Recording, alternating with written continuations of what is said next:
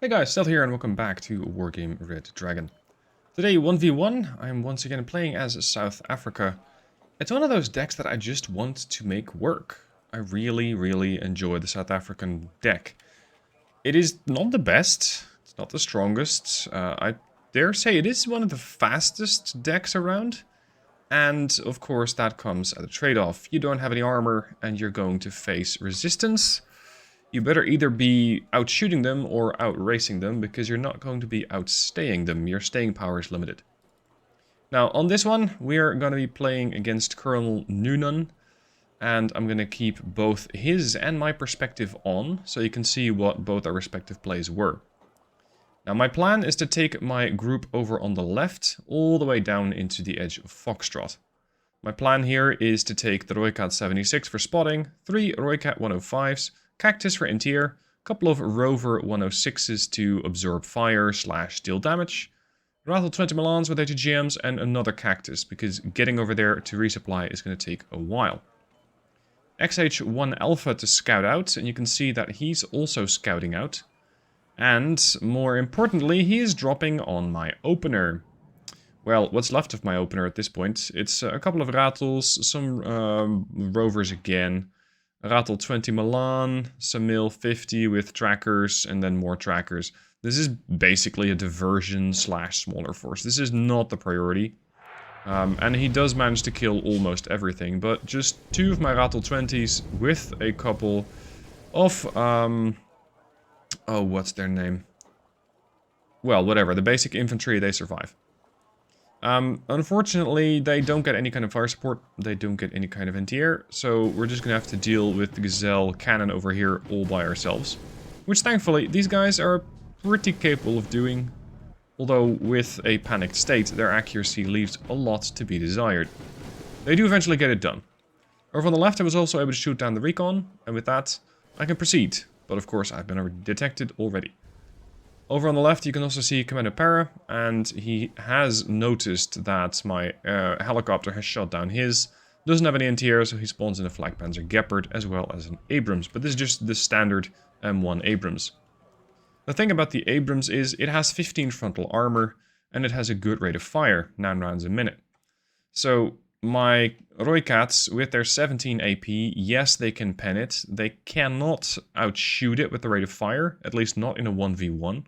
In a 3v1, I can very quickly close the distance, and I can wipe out the Abrams fairly quickly. Now, his defense over here in the middle is a Chumot, Commander Para, and of course the transports. And most of his forces are operating on the right. It's a Stinger, bunch of Commandos, AMX FL12 for recon, ATGMs, again more Abrams. And I decided, you know, what the hell, I'm gonna send in the Canberra. You don't see this aircraft very often because it's generally not very good. It's slow, it's, I think it has 0 ECM, it's just surviving on 15 hit points. It's basically old keeping it alive. At this point, I have pulled my Bokop, there we go, Bokop back to the building here. Rattle 20 is in position, and I'm doing a bit of a dash with the XH1 Alpha to try and get his CV. I thought, you know what, we might be able to spot this. And I am capable of spotting it, but I very quickly get shot down by the Flak Panzer Gepard. Now, of course, with the beauty of hindsight, based on what he has, just 1 Abrams, 1 Bell, and his Flak Panzer, you could very quickly make the case you should have pushed. Which is not what I end up doing. I end up just holding the line and waiting for stuff to come to me. So this is my not so good play of South Africa, because this is not what South Africa is good at. South Africa doesn't stay. South Africa hits. And it hits hard and it hits quickly. If I just dashed up here with the Roycats, including the 76, a couple of the Rover Milans, or sorry, the Rover 106s, the Rover 20 Milans, with the Milan teams, just deploy them there, you can more or less shut down the area here. In the meanwhile, over on the right, the Abrams are pushing, Rover 8 are moving up, we got more Rover 8 coming in, Bradley and Stinger teams are coming in position. He's definitely setting up to take control and hold control of Alpha. Now, seeing all of this stuff here, I'm bringing in an Inflict.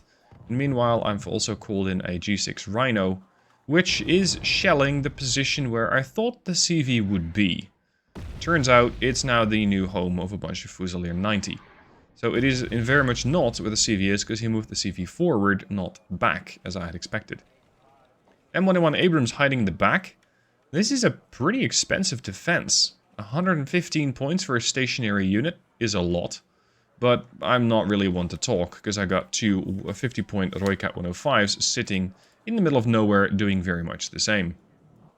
Now here once again comes the Kurnus. I've seen this thing before, and now its new intended target is the Roycat 76. I try to move it out of the way, but this thing knows no mercy and instantly wipes out my Roycat 76. Thankfully, they're not very expensive, but it does mean I have 0 optics here. The Inflict arrive on the right-hand side at the exact right time, because the Commando 90 have arrived and are moving on the town that I have here. Beyond the RPGs that the Bokop carry, I have nothing to deal with the armored force here. These Abrams are just going to have to be patient, and I hope to be able to deal with them eventually. Interestingly, beyond one Stinger team here, he doesn't have anything. No NT-air. So I decide, you know what the hell, let's just bring the Canberra out again and wipe out his reconnaissance there. These XH1 Alphas generally just amaze me every single time, because they just do a lot of damage with that GA1 autocannon that they have. They don't carry a lot of ammunition, but generally, for 30 points, you don't need to kill that much in order to make yourself cost effective. So I found that these things are very, very valuable, and I'm considering just getting more of them in the deck, because they're that good. Over on the left, I have taken position, and not much is happening since, but I have lost another one of my Roycat 105, so my firepower here is probably much more limited than he's actually expecting. You can see that with all the units and the little dashes that I've done here, he is a bit more focusing on the defense of Echo. Over here, I was trying to use a Buccaneer to try and get a couple of Abrams wiped out. Unfortunately, no such thing. And noticing his lack of anti-air, I'm sending in the Ellouette K-Cars to get more autocannons in here. Now, these autocannons are very comparable, but the Ellouette K-Cars have a bit less accuracy. Their stabilizer is much worse. You got 5% there versus 15% there. But hey, it's just a bunch of infantry that was moving up at the time. So the autocannons generally would have done the job just fine. Bell 205 comes in. This dropped off a CV. Generally quite easy to recognize because it only has 2 chevrons, and the Ellouette K-car does take it down. The CV is positioned over there, and I, well, kind of have an idea that it's over there at the time. So I'm getting ready to shell that with the G6 Rhino. Again, the left, not much happening, but the Abrams is making a move. If I'm able to take that thing out with the Rover 106, that'd be great. But neither he nor I have a lot of recon. He does have the Gazelle cannon, and he knows he's playing South Africa now, so he's probably more than a little concerned about flanks and fast maneuvers. As well he should. Now we got the Bradley coming up. There's another Stinger team, so you can see that this is the combination with anti-air as well as anti-vehicle and anti-infantry. So definitely a potent combo. Over here we got this Abrams running forward, and the Rover 106 has already made their presence known. Interestingly, he either forgot or thought they were dead, because these 3 things, 30 points total, just wipe out 115 point tank. Which I was, well, completely unaware of at the time. Currently, bit of a lull in the fighting, but once again, lacking his anti-air, I'm trying to capitalize on that by sending one lonely Ellouette K-car to scout against the CV. Now, the Kurnus comes in again, and this will be the last flight of said Kurnus. It's going to do a little bit more damage, but that is an interesting kill for me to get. I really don't like the Kurnus as much, and I'm glad that that thing is no longer an issue.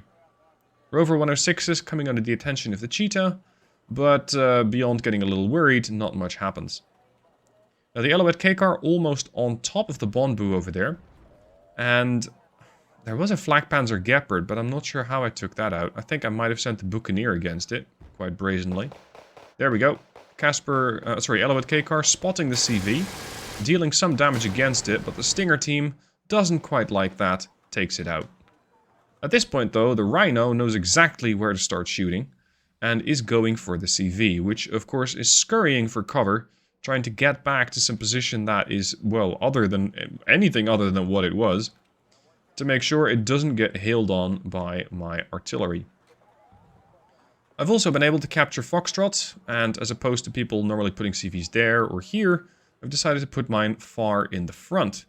It's a bit more dangerous, it's also safer, because you generally don't get hit by artillery there.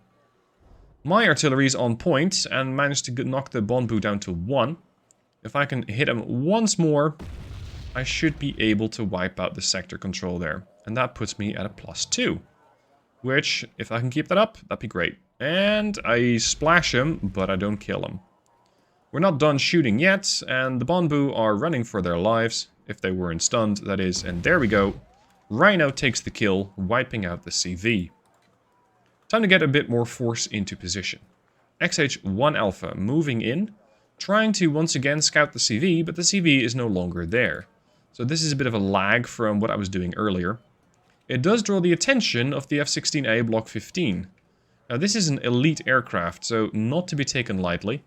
My Cheetah C does make a dash for it, and I believe hits it. No, doesn't hit it. Both missiles miss the target.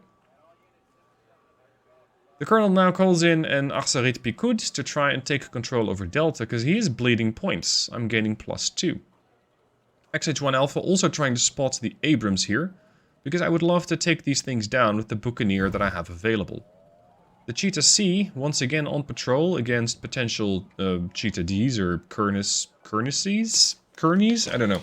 You know, the second Kearnies that he's likely to have in his deck. At this point, mostly on my part consolidating my position, as well as preparing a flank here with a couple of Casper K-Cars and Casper Mark IIs. This is SASF 90, this is Parabat 90. You could make the case that these are waiting too long and are risking getting killed, but I wasn't expecting a whole lot in this forest, and as it turns out, I'm right. Cheetah C engaging, and the Block 15, which was already weakened by its, well, not so much weakened, it lost a missile against the helicopter that it took down, intended with the Cheetah D, goes down. So I know that I've taken down one ASF. If I can take down his second ASF, I should be in a very good position. Because I'm still at a +2, he's essentially being forced to to buy CVs. And that's exactly what he's doing. So he's buying an Arsarit and another command infantry. And meanwhile, he's trying to get into the sector here. Cheetah D almost getting wiped out by the cactuses, but unfortunately not quite, because they ran out of missiles. At this point, he decides that enough is enough, and South Africa is no longer welcome in Foxtrot. And even though the Ratel 20 Milan is able to land a hit against the Abrams, it is not enough.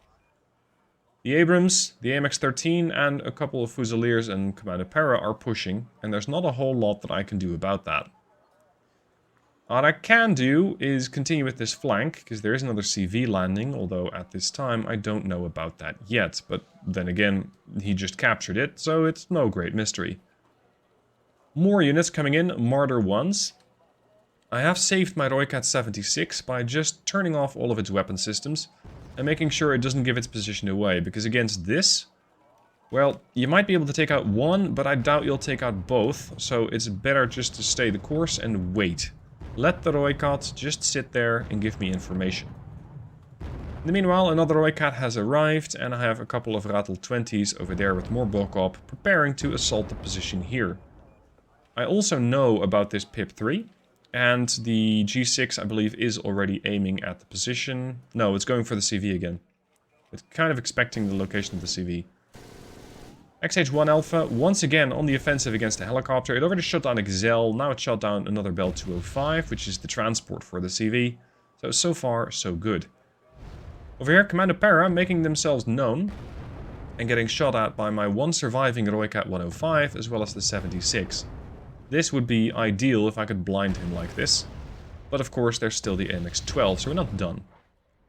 At this point, the Marder 1s have arrived, and it turns out that it's all Deckungsgruppe, which the Milans are capable of keeping at bay, or at least their transports, but they won't do very well against the Deckungsgruppe themselves. So I'm going to have to get more fire support there, and that's why I have the rovers more or less in a position to support should these guys decide to make a move. The artillery, these 2 mortars over there, are hammering suspected positions of CVs. But like I said, that's not where I'm at. It's not anywhere near where I'm at. So I'm able to just keep the CV exactly where it is. Rover 106s now moving into position, as well as the Roycat 76 to deal with the Deckungsgruppe. Incoming Marder 1s as well. And the problem is, I don't have anything that can take down the Gazelle. Because my NTR is, well, one of them is dead, and the other one is unable to fire because it doesn't have any ammo. So this Gazelle cannon, unfortunately, isn't actually doing anything, right? Well, rather, I can't do anything against it. At this point, the Commander Para have been successful in dealing with my Rattle 20s. Unfortunately, because I was really appreciating the fire support that these guys were giving. And now they're going to have to scurry for their lives to get into the building next to the Commander Para, but in a really weakened state. And the Commander Para are just pretty calm. I am able to provide some fire support with the Rattle 60. That's the Rattle 20 version, but with a mortar. So a 60mm gun. And it barely does anything against it, because it's just 2 HE, and I'm not even sure it was on target. Over on the right, the Gazelle cannon has been successful in shooting down my XH1 Alpha, so he no longer has that to deal with. I'm keeping my forces here, and I'm hoping that the Beta 87 is able to take out the Gazelle cannon. It has the Kukri missile. These are 45% accuracy against helicopters. So 1 Kukri out, missing. 2nd Kukri, ready to fire, and missing. Lovely. Fantastic. This is exactly what I want to see. So we're going to have to do this gun to gun. The M621 with its 15% accuracy versus my 40% accuracy gun, the GA1. I was going to say the gay A1. The GA1, there we go, done. I'm also pushing in the Casper K-Car and the Casper Mark II, so he's going to have another bit of a flanking situation to deal with. At this point, over on the left in the Foxtrot, I'm getting pushed out. The Abrams is about to wipe out the Roycat, and the Roycat misses its shot. The Abrams does not. I have no NTR, so against this AH-1, I cannot actually do anything. All my infantry and my vehicles are getting wiped out, and because I wasn't managing this flank at the time, I was looking over there and over there. I didn't actually have any attention, so the Milan wasn't actually doing anything. Buccaneer comes in. Unfortunately, lacking any kind of reconnaissance, I'm forced to go for something else. So that is another Abrams that dies. Cheetah D and Block 15 coming in to intercept, but they are barely necessary because the Buccaneer dies, I think, to the Stinger of all things. At this point, Milan 3 is completely out of missiles, so the Martyr sweeps in and mops them up. You can see he's really getting back into Foxtrot, barely without anything, well, beyond a tank or two, 1 helicopter and some infantry.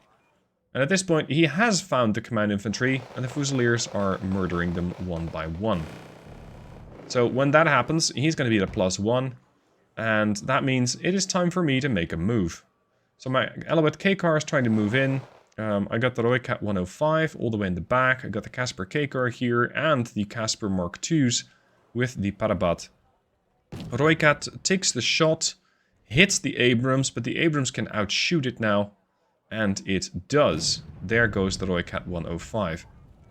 I really should start operating these in greater numbers, because just 1 Roycat generally isn't that good. They're pack animals. They need to work as a pack in order to be effective. In the middle, I have been able to find the Achsarit because I have a bunch of trackers which are really quite aggressively placed forward, but I'm not even sure he can spot them. Yes, he knows exactly where they are. I know exactly where the Achsarit is, but beyond either sending in a Buccaneer or a cluster bomber, it's not really that much that I can do, because the Rhino, well, it has 7 HE, but this thing is very heavily armored, and is basically going to shrug off any kind of artillery. Cheetah D comes in and starts wiping out half the SASF squad. I do succeed in wiping out the tank, and I'm chasing the Bonbu. Parabat doing the same thing. You can see he is responding. The AMX-13 is coming back, a couple of Zeldas. The Block 15 is making sure I cannot do any more bombing runs. And my CV over here is in a nice position, but I completely forget that I also have the Rattle 60 there with the mortar to try and support anything and everything over there. Over on the left, it's touch and go. Nobody has any forces. I have a Roycat that's barely firing. His Abrams is extremely badly damaged and almost out of fuel. He can't see me, I can see him. It's a bit of a mess.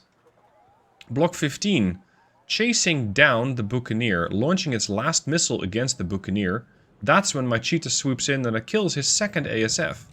So I know that he is now out of ASFs.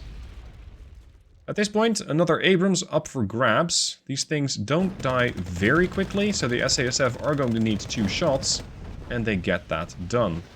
They are, however, not that great when used against infantry, because they have a Vector R5, they don't have a machine gun. So it's going to be up to the Parabat to try and find the CV, and I thought that CV was moving this way, when in fact it was not. It was just stationary on the edge of the forest. And this is when the AMX FL12 comes in, and unfortunately my SASF are not in a great position to deal with it. Mirage F1AZ, this is a cluster bomber plane, drops 6 Rockeyes and completely misses the target, because he's really properly micromanaging his Achsarit and just moving it whenever he sees one of those bombers come in. So I decide, you know what, let's just go aggressive. Let's just send in the Rattle ZT3A1. That's the one which launches the Swift HGM. But there is a Chumat that is not particularly happy to see it, and it wipes it out in one shot. LoveofaWeasel pushing back against the SASF. I'm successful at capturing a Scania, but that's about all I'm doing, because I'm completely missing the fact that CV is not exactly where I thought it would be. The vehicle over here has died, I'm not exactly sure to what. And over here I got a Casper K-Car in conflict and successful against one of those AH-1Js. So slowly but steadily I'm getting a bit of control over Alpha. I'm knocking out reinforcements towards Alpha. And if I just marched my group of, I don't know, Rover 105s in, like the recoilless rifle trucks, shelled this a bit, you could just walk in. There's nothing stopping me. But, like usual, I don't actually capitalize on that, and I'm just not aggressive enough. At this point, there's another Achsarit coming in for the left. Foxtrot is going to get an Achsarit. And whereas my Roycats are in position, my NTR is not. So I have no more Roycats, as 2 AH-1Js as well as a Cheetah D mop them up completely. The only thing surviving here is a Samuel 50. Now, time to make a last desperate dash with a couple of Caspiers and Casper K-Car. I am successful at capturing the FOB, but the Abrams promptly wipe out my last surviving vehicles, and of course I have nowhere near the enemy CV. Speaking of, Bomber comes in, the Canberra, once more. I'm now getting more aggressive with my aircraft, because I know that he doesn't have any. Or, well, he doesn't have any fighters, that is. Achsarit, once again, moving into position. And you can see that he's constantly shifting this thing back and forth. My trackers are able to spot it, but I'm not really able to spot what is spotting me. Nor am I really able to deal with this Achsarit beyond just constantly sending airstrikes against it. Parabat in a position, CV just casually sitting on the other side of the field. I have no idea it's over there. The AMX-13 is out of fuel, so it cannot actually move forward or backwards with the CV or without the CV to try and attack it. So I'm just kind of sitting there going, I really don't want to engage a tank that has a 13 rounds minute rate of fire. I don't want to lose the Parabat, so we're just going to kind of sit there. Achsarit pushed out. It's too badly damaged to still be effective. Cheetah D going from the offensive and wiping out the tracker, so I lose my optics, and guess what? The Achsarit turns around and comes back. At this point, my commandant over there is going to get some company for more Parabats, and I do want to wipe out the LoveofaWeasel that I know are somewhere around here. I'm wiping out, and this is a bit overkill, I'm using a cluster bomber to wipe out the AMX-13. Now the MX-13 is dead, I think I still suspected the fact that there was another unit of Abrams out there, like 1 or 2 Abrams. They're not actually there yet. They are coming in, however. Parabat 90 on the offensive against the LoveofaWeasel, and they're going to get assistance from Caspier and more Parabat. Over on the left, I'm preparing something. I have an XH1 Alpha. With it, I'm able to spot the Abrams that is badly damaged. And of course the Abrams takes its Browning and tries to shoot down my helicopter. Because this thing is so thin-skinned, it's almost successful at that. But another Mirage F1AZ wipes out the Abrams. Cheetah D coming in, and I was kind of expecting another Cheetah D, so my Cheetah C is on the route to try and engage it. Casper Mark II is getting wiped out. And the Cheetah D, I think, loses sight and gets shot down by the Cheetah C. So that's another Cheetah D knocked out. At this point, Padabot moving forward. Still no eyes on the CV, but I do have the sector. With 12 minutes left on the clock, I have 255 points and he has 30. Padabot trying to deal against the Abrams. Getting utterly murdered. And there we go. That's an optical failure on one of the tanks, but yeah, they just don't have the rate of fire to deal with the murderous fire that the Abrams are putting up. Padabot over here wiping out the LoveofaWeasel. There is another section of LoveofaWeasel moving around though, and these are going to be important later. At this point, another Mirage F1AZ coming in. I know where the tanks are, I just need to bomb them. And as you can see, beyond this Stinger here and the Gepard on the left, he really doesn't have any AA. There's nothing out there. So the Mirage F1 circles around, looks for a target, and essentially drops on whatever I suspect is the location of the Abrams, but that's not where they actually are. More Padabot moving up now. One worried, one calm. The Abrams have split up, which is good news for me. I also know that, and this is not my proudest moment, I send in another Rattle 20, I think, with Bokop. No, sorry, that's the Rattle 20 Milan, actually. They get met by the Fusiliers. Fusiliers promptly kill them. So I mark that for myself, saying, hey, there's something out there. Once again, the Rhino goes on the offensive. Mirage F1AZ finally gets the kill on the Arcerit in the middle. So Delta is no longer captured. I'm also trying to blind him. One Commando Para dead. There's another Commando Para out there. And the Arcerit, I think that was heading to Alpha, is being retasked to go to Delta. My tracker's location is known, so it's definitely taking a lot of fire, but by some miracle they're not actually getting killed. So he has 1, I have 5. Double strike of Mirage F1AZ coming in, and once again his micro is on point, and immediately everything misses as the Arcerit is relocated. Now the LoveofaWeasel that I kind of teased earlier have arrived and are now wiping out my Commandant. There is nothing I can do. I can try and run away. These do 20, these do 20 as well. There's really not that much that I can do against these. And of all things, a Kurnus comes in to try and wipe it out. Immediately, a Cheetah C is on it, and the F1AZ is on the Arcerit. The Kurnus gets shot down, but does murder the CV. My bomber is once again missing as the Arcerit moved yet again. Time to go on the offensive on the left once more. Retake what I have lost. 3 Rover 106s, shell the last known position to Fusiliers, which have not moved. And now he doesn't have anything but anti-air and 2 Chumats. If I can just steer clear of that, that should not be a problem.